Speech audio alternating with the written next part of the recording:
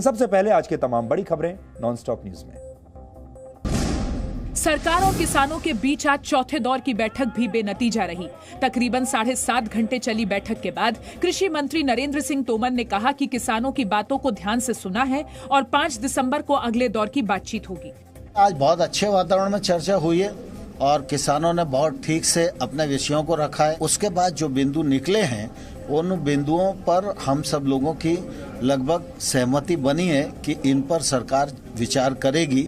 हालांकि सरकार के साथ बैठक के बाद भी किसानों ने अपना रुख नरम नहीं किया। किसान संगठनों के नेता ने कहा कि सरकार जब तक कानून वापस नहीं लेगी, हमारा आंदोलन जारी रहेगा। वो कानून रद्द करने को तैयार है, तब ही परसों की मीटिंग होगी। एमएस के बारे में लीगल राइट हो सभी फसलों का और जो प्रॉफिटेबल हो उसके बारे में वो सहमत है और बोले कि कानून बनाएंगे नहीं बनाएंगे, हम कल को सोच लें। वहीं वाणिज्य राज्य मंत्री सोम प्रकाश ने जी न्यूज से बातचीत में कहा कि 5-6 मुद्दों पर चर्चा हुई। साथ ही उम्मीद जताई कि परसों होने वाली अगले दौर की बातचीत में कुछ न कुछ हल निकल आएगा। हमें पूरी आस है कि जिस तरह ये बातचीत हुई है, जिस अच्छे माहौल में बात हुई है, उससे लगता है इससे परसों तक हम इसको सॉल्व करेंगे। दिल्ली के विज्ञान भवन में किसान और सरकार के बीच दोपहर 12:25 पर बातचीत शुरू हुई। सबसे पहले किसानों ने अपनी बात रखी और सरकार की ओर से कृषि सचिव ने किसानों के सवालों का जवाब दिया। दोपहर 2:45 पर लंच हुआ। किसानों ने सरकार का खाना नहीं खाया। लंच के बाद 4:15 पर दोबारा बैठक शुरू हुई। फिर शाम 6:50 पर टी ब्रेक हुआ। किसानों ने चाय भी बाहर से मंगवाकर पी। इसके बाद शाम 6:50 पर फिर से बैठक शुरू हुई, जो शाम 7:30 बजे तक चली। सूत्रों के मुताबिक किसानों के साथ बैठक में मौजूद वाणिज्य मंत्री पीयूष गोयल ने गृह मंत्री अमित शाह को बैठक की पूरी जानकारी दी। कृषि कानून के खिलाफ दिल्ली और आसपास के इलाके में जारी आंदोलन के बीच पंजाब के मुख्यमंत्री कैप्टन अमरिंदर सिंह ने गृह मंत्री अमित शाह से मुलाकात की। उन्होंने कहा कि किसान आंदोलन से पंजाब की अर्थव्यवस्था और राष्ट्रीय सुरक्षा पर असर पड़ रहा है। मैं गृह मंत्री साहब नाल सिर्फ इन्ना कहना है कि ਇਹਦਾ कोई हल निकलना चाहिए जल्दी ਤੇ ਉਹਨਾਂ ਨੂੰ अपील की है और आप दे राਹੀਂ मैं अपील कर रहे हैं पंजाब के किसानों ਨੂੰ भी ਇਹਦਾ हल ਆਪਾਂ जल्दी ਕੱਢੀਏ क्योंकि पंजाब की आर्थिकता से भी असर पै रहा है और नेशनल सिक्योरिटी से भी असर पै रहा है। गृह मंत्री अमित शाह से मुलाकात के बाद अमरिंदर सिंह ने प्रधानमंत्री नरेंद्र मोदी से मिलने का भी वक्त मांगा। किसान आंदोलन को लेकर दिल्ली के मुख्यमंत्री अरविंद केजरीवाल ने अमरिंदर सिंह की मंशा पर सवाल उठाए हैं। कैप्टन साहब, आपके पास 1 नहीं, 2 नहीं, 3 नहीं, इतने मौके आए जब आप इन बिलों को रोक सकते थे। आज पंजाब का किसान आपसे पूछ रहा है कि आपने ये बिल क्यों नहीं रोके।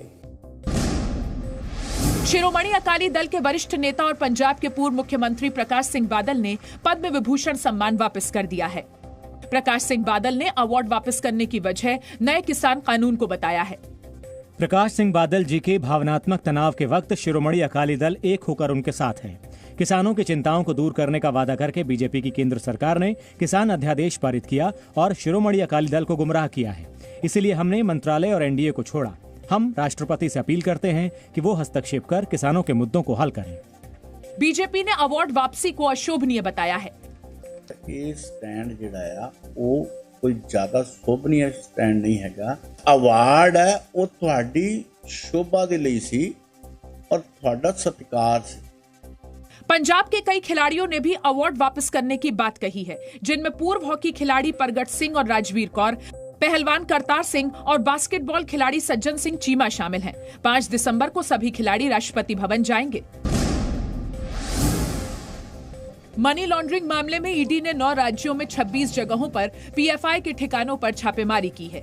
ईडी ने ये छापेमारी दिल्ली, राजस्थान, उत्तर प्रदेश, बिहार, कर्नाटक, तमिलनाडु, पश्चिम बंगाल, महाराष्ट्र और केरल में की।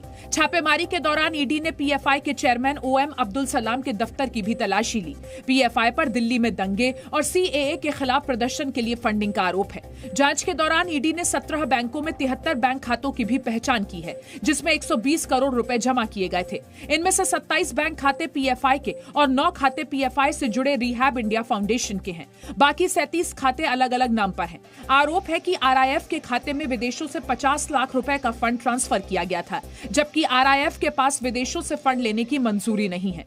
ये भी आरोप है कि इन खातों में जमा 120 करोड़ को सीएए के खिलाफ प्रदर्शन के दौरान 1-2 दिनों के अंदर ही निकाल लिया गया था।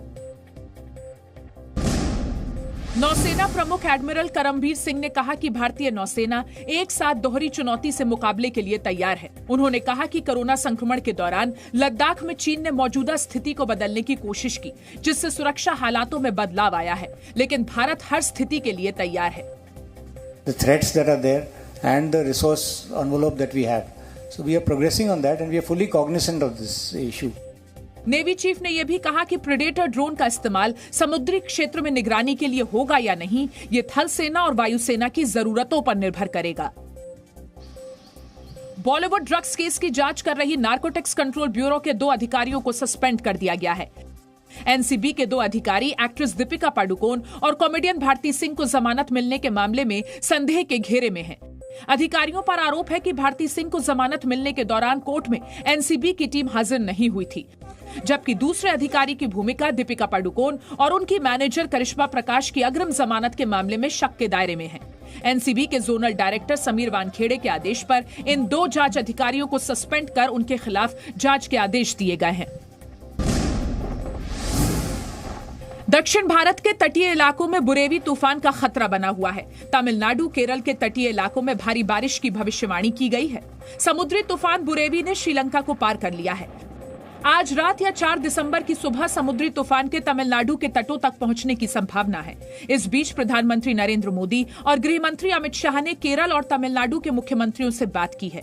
केरल के मुख्यमंत्री पी विजयन ने एक हाई लेवल बैठक की, जिसमें तूफान के खतरे को देखते हुए शुक्रवार को तिरुवनंतपुरम एयरपोर्ट को सुबह 10 बजे से शाम 6 बजे तक के लिए बंद रखने का फैसला किया गया है।